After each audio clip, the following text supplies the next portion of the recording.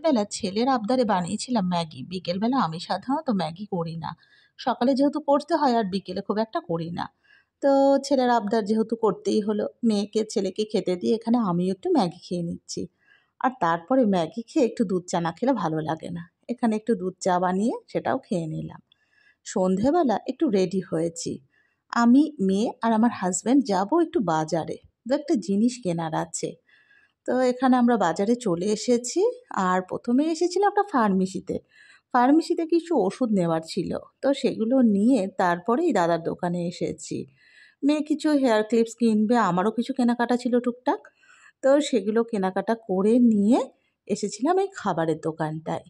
কিছু খাবার দাবার নিলাম, এবার বাড়ি ফেরার পালা। তো বাড়িও চলে আসছি। বাড়ি এসে তারপরে এই যে এখানে ছেলেকে খাইয়ে দিচ্ছি আর আমিও খেয়ে নিলাম।